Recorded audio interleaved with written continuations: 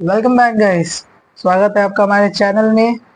आज जो टॉपिक हम शुरू करने जा रहे हैं वो लास्ट टॉपिक है हमारे थर्ड यूनिट का फार्मेसी प्रैक्टिस का, जिसका नाम है फार्मेसी थेरेप्यूटिक कमिटी। ओके, वैसे तो ये सिलेबस में पहला चैप्टर है बट मेरे नोट्स में ये लास्ट में था, इसलिए मैं इसे लास्ट में शुरू कर रहा हूँ, तो अपॉलॉजीज फॉर दैट। बट अब अगर बात करें फार्मेसी थेरेप्यूटिक कमिटी है क्या, हमने इसे यूनिट 1 में भी सुना था, यूनिट 2 में भी कहीं कहीं सुना, बार बार इसका जिक्र हो रहा था। तो फाइनली आज हम इसे इन डेप्थ पढ़ने ही वाले हैं कि ये होता क्या है, इसके काम क्या है और ये क्यों होता है हॉस्पिटल में। ओके, तो छोटा सा टॉपिक है, 7 मार्क्स में अमूमन पूछा जाता है, तो इसको ढंग से पढ़ेंगे तो ज्यादा अच्छा रहेगा। ओके, देखो, फार्मेसी थेरेप्यूटिक कमिटी एक पॉलिसी फ्रेमिंग और एक रिकमेंडिंग बॉडी है। ठीक है, किसके लिए? मेडिकल स्टाफ और एडमिनिस्ट्रेशन ऑफ हॉस्पिटल के लिए। किस लिए, किस मैटर के लिए? Related to therapeutic use of drug. Okay, मतलब एक ये पॉलिसी फ्रेमिंग बॉडी है और एक रिकमेंडिंग बॉडी है। जैसे कि यहाँ लिखा है, the PTC is a policy framing and recommending body, मतलब ये पॉलिसी बनाते हैं और रिकमेंड करते हैं किसको? मेडिकल स्टाफ और एडमिनिस्ट्रेशन ऑफ हॉस्पिटल को। ओके, क्या रिकमेंड करते हैं? Matters related to therapeutic use of drug. तो ड्रग के रिगार्डिंग पॉलिसी और रेकमेंड करना किसको? मेडिकल स्टाफ और एडमिनिस्ट्रेशन को। ये काम होता है किसका? फार्मेसी थेरेप्यूटिक कमेटी का। ओके, इस कमेटी में फिजिशियन, फार्मासिस्ट और हेल्थ प्रोफेशनल सिलेक्ट किए जाते हैं, inclusion of the medical staff. Okay, ये हो गया। क्यों बनाई जाती है, क्या जरूरत है इसको बनाने का हॉस्पिटल में? देखो, फार्मेसी थेरेप्यूटिक कमेटी बनाने का 3 मेन रोल है। क्या?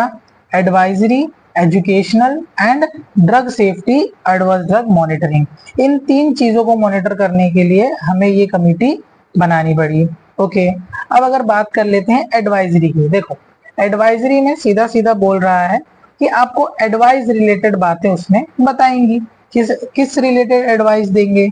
हॉस्पिटल में बहुत सारी पॉलिसीज को लेके असिस्ट करने के लिए broad professional policies regarding evaluation selection of therapeutic use of drug. कौन सी ड्रग यूज हो रही है हॉस्पिटल में, उसके रिगार्डिंग एडवाइजरी करेंगे।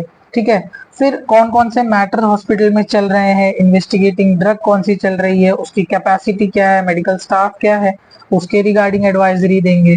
ठीक है, recommendation concerning drug to be stock in the hospital patient care areas. कौन कौन सी ड्रग हमें हॉस्पिटल में रखनी चाहिए, उसके रिगार्डिंग एडवाइस देंगे। एंड फार्मेसी में उसके डिस्ट्रीब्यूशन के लिए, उसके प्रोसीजर के लिए और उसके रिगार्डिंग जो एडवाइस देनी रहेगी वो फॉलो करेंगे। मतलब पॉलिसी कह रहा हूँ, हॉस्पिटल के स्टाफ के रिगार्डिंग, मेडिकल स्टाफ के रिगार्डिंग, ड्रग्स के रिगार्डिंग, फार्मेसी के रिगार्डिंग एडवाइस देने का काम भी हमारी पीटीसी का है। ये हो गया। देन बात करते हैं एजुकेशनल की। देखो, हमारे हॉस्पिटल में फिजिशियंस होंगे, नर्स होंगे, फार्मासिस्ट होंगे, ट्रेनीज होंगे। हो सकता है कि नई नई इंफॉर्मेशन से सब लोग अप टू डेट ना हो, एंड हो सकता है मार्केट में नई नई अपडेट्स आ रही हो, नई नई इंफॉर्मेशन आ रही हो, तो हर टाइम तो लोग पढ़ नहीं रहे होते हैं। इसीलिए नई अपडेट के रिगार्डिंग या नई चीजों के रिगार्डिंग एजुकेट करना किसको? हमारे नर्सेस को, प्रोफेशनल स्टाफ को, फार्मासिस्ट को। ये भी काम हमारे फार्मेसी थेरेप्यूटिक कमेटी का होता है। कोई नई इंफॉर्मेशन मार्केट में आई, कोई नई बात आई, तो हमें कैसे पता चलेगी? ठीक है, कुछ लोगों को पता चल भी सकती है, हो सकता है कुछ लोग इतने इन्वॉल्व ना हो इन सब चीजों में, तो वो पीछे रह जाएंगे। तो उन चीजों के बारे में एजुकेट करने का काम भी हमारी पीटीसी का होता है। ओके, देन क्या कह रहा है, एक मिनट, हाँ ये रहा। देन द कमिटी डेवलप करती है फॉर्मुलरी। हमने याद है सेकेंड यूनिट में पढ़ा था हॉस्पिटल फॉर्मुलरी, उसके डेवलपमेंट का भी काम हमारे पीटीसी का होता है। कमिटी मिनिमाइज करना चाहिए the duplication of same drug, drug safety and cost. अगर हम हॉस्पिटल में सेम डिफरेंट ब्रांड की सेम ड्रग्स को यूज कर रहे हैं तो हमें वो डुप्लीकेशन को मिनिमाइज करना चाहिए, ड्रग सेफ्टी को बढ़ाना चाहिए एंड कॉस्ट को हमारे कम करना चाहिए। ओके, देन एक सूटेबल एजुकेशनल स्कीम्स लाएं। किसके लिए? हॉस्पिटल प्रोफेशनल के लिए, स्टाफ के लिए, related to the use of drug. जैसे कि मैंने अभी कहा कि अगर कोई नई ड्रग आ रही है, कुछ नया यूज आ रहा है या कोई भी नया इंफॉर्मेशन आ रहा है, तो उसके रिगार्डिंग हमें एजुकेशनल स्कीम्स बनानी चाहिए। And lastly point number 3, drug safety and adverse drug monitoring. ये भी हमारी पीटीसी का एक काम है, जो कि एक्सटर्निंग विजिलेंस मतलब नजर रखी रहती है ड्रग सेफ्टी पे। ओके, इतना समझ गया। अब यहाँ से ये नया टॉपिक है, ठीक है, हेडिंग इसमें कुछ बनाया ही नहीं है नोट्स में। अब देखो, कॉम्पोजिशन ऑफ पीटीसी। पीटीसी के कॉम्पोजिशन क्या होता है, किन चीजों से मिलकर पीटीसी बनी होती है। पीटीसी बनाने के लिए आपको at least 3 physician from medical staff रखने पड़ेंगे, यानी कि 3 डॉक्टर होंगे उसमें, एक फार्मासिस्ट होंगे और एक रिप्रेजेंटेटिव नर्सिंग स्टाफ होंगे।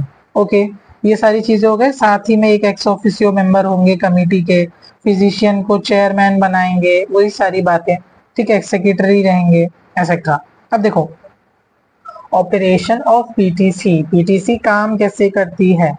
पहली बात, पीटीसी को साल में कम से कम 6 बार मीटिंग करनी होगी, या तो जब जरूरत होगी तब। ओके, कमिटी मीटिंग में हम बाहर से भी लोगों को बुला सकते हैं, या हॉस्पिटल के भी स्पेशलाइज्ड या जिनको यूनिक नॉलेज है, स्किल जजमेंट है, उनको हम बुलाएंगे। ठीक है, इसमें जो एजेंडा होगा सप्लीमेंट्री वो बनाया जाएगा सेक्रेटरी के द्वारा। ठीक है, और कमेटी मेंबर्स उसमें हेल्प कर सकते हैं मीटिंग शुरू होने के पहले। देन अब चलो, ये सब हो गया, पहुंच गए मीटिंग में। अब मीटिंग में बातें क्या क्या करेंगे।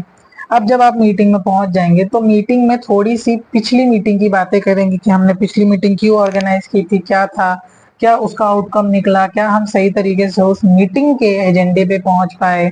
ओके, देन आप बात करेंगे फॉर्मूलरी के बारे में। हॉस्पिटल फॉर्मूलरी में अगर कोई नई चीजें आ गई हैं, कुछ रिमूव करने की जरूरत है, उसके बारे में बात करेंगे।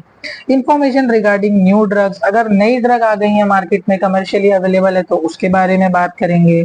कुछ ड्रग्स की हो सकती है साइड इफेक्ट देखी जा रही हो, adverse drug reaction, toxic effect देखी जा रही हो, ड्रग इंटरेक्शन नई ड्रग का पता चला हो, यानी कि कोई भी अगर नई इंफॉर्मेशन मार्केट में आई है तो वो सारी बातें कमिटी को पता होनी चाहिए, उनको अप टू डेट रहना चाहिए। Okay, then review drug safety in the hospital. Hospital में सारी सेफ्टी को देखें सही है कि नहीं।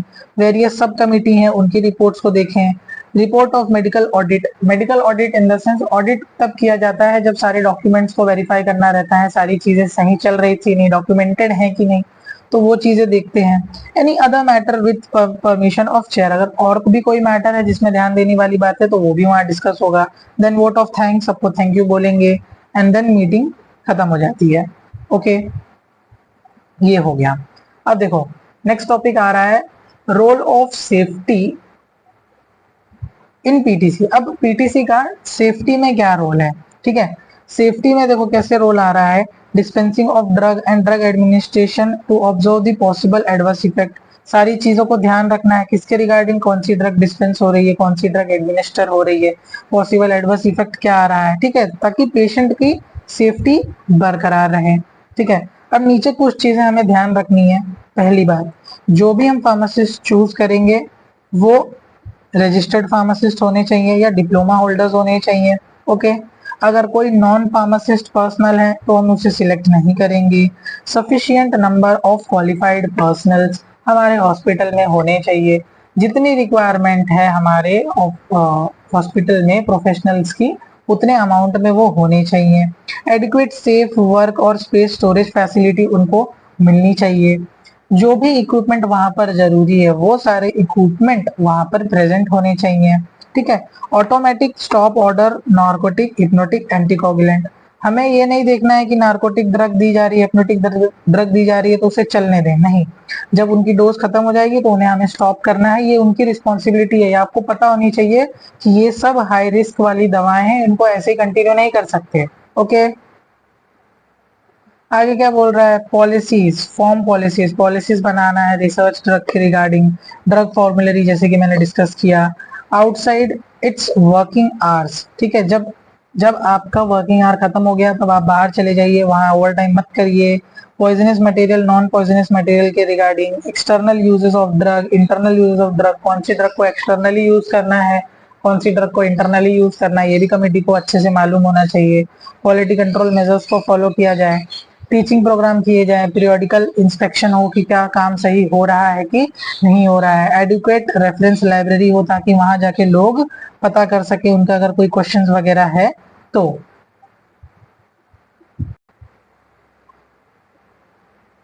लास्ट टॉपिक की हम बात करें तो वो है role of PTC in drug product defect reporting programme.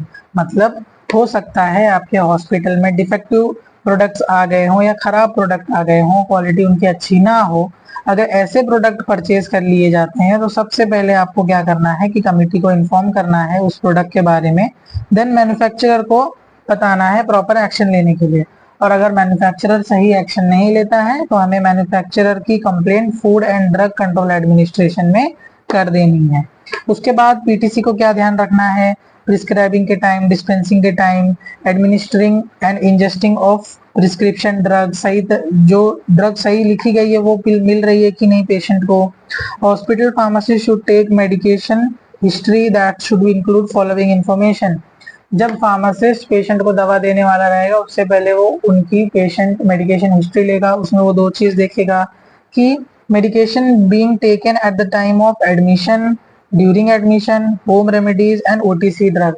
जब भी मेडिकेशन पेशेंट ले रहे हैं कब, जब उनको दिया जा रहा है तब, ड्यूरिंग एडमिशन मतलब जब उनका एडमिशन हुआ तब, हॉस्पिटल में एडमिट हुए, एडमिट होने के दौरान, घर पे भी वो दवा ले रहे हैं कि नहीं उनको पता करनी है। अगर उनको कोई ड्रग एलर्जीज है, आइडियोसिंक्रेसी है तो किसी फूड के रिगार्डिंग तो भी उन्हें ये बातें पता करनी होती है। अब हम क्या क्या चीजें कर सकते हैं, देखो हमें इंप्रूव करना है drug prescribing practice by promoting safety and rational use of drug. Safe और सही तरीके से ड्रग यूज करना हमें प्रमोट करना है। हमें डिटेक्ट करना है to detect and help prevent the drug interaction. अगर कोई ड्रग इंटरैक्शन होता है तो हमें उसको डिटेक्ट करके प्रिवेंट करना है। To help and detect prevent adverse drug reaction. अगर इंट्रावेनस एडिटिव इनकम्पैटिबिलिटीज है तो भी हमें पता चले। कभी कभी नहीं, हम जब मल्टीपल इंजेक्शंस मिक्स कर देते हैं तो हो सकता है कि इन्हीं दो इंजेक्शंस को मिक्स करके ना लगाना हो, एंड अगर वो कर देंगे तो भी वो प्रॉब्लम क्रिएट कर देगा। डिटेक्ट ड्रग इंड्यूस डिजीज, किसी ड्रग से आपको डिजीज हो रही है तो वो पता लगाना। To possible drug induce disease, ये मैंने अभी मेंशन किया ना। Okay, then detect potential drug toxicities, ये सारी बातें। लास्टली कह रहा है कि पीटीसी बैकबोन है हॉस्पिटल फार्मेसी की and its service, therefore it should be properly organised. इसीलिए हमारे पीटीसी को अच्छी तरीके से ऑर्गेनाइज करके रखना जरूरी है। ओके, ये हो गया हमारा फार्मेसी प्रैक्टिस का यूनिट 3 खत्म। मिलते हैं आपसे नेक्स्ट यूनिट।